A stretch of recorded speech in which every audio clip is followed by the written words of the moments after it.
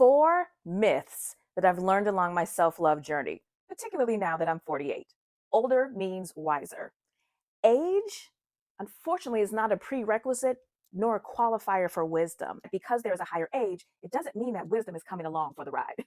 However, I've learned that the combo of experiential wisdom and a healthy dose of self awareness with a dash of self confidence is one of your sexiest assets.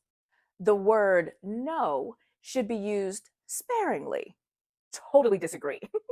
I used to feel compelled to accommodate every need, to meet every request, and to say yes, even when I was completely exhausted. But I've learned that saying no is actually better for me and healthier for others. Because when I'm bringing 100% of me and present and on the scene, I'm bringing the best version of me. Are there times when we have to suck it up and just make it do what it do? Absolutely. But by and large, I had to shift my vantage point on the word no. And so I then adopted the word no should be used often, generously, and then see your peace skyrocket. Apologizing unnecessarily. Listen, I have not always been this way, but I am quick to apologize now. I am quick to search myself, take my accountability, take my responsibility, own up to my role in the scenario, and apologize for the role that I played truly and sincerely and move on. However, sometimes there are scenarios where things are dumped onto our plate and it's not what we really need to take ownership or accountability for. That part is for the other person. And then there's this silence, that dead silence.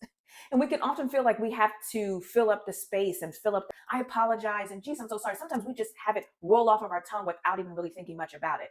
Honey, that ain't the case no more. I will just sit there and we will just both sit in silence.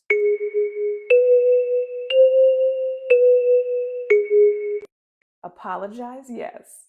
Unnecessary apologies? No. Overly explaining and overly sharing. Slightly different, but often go together.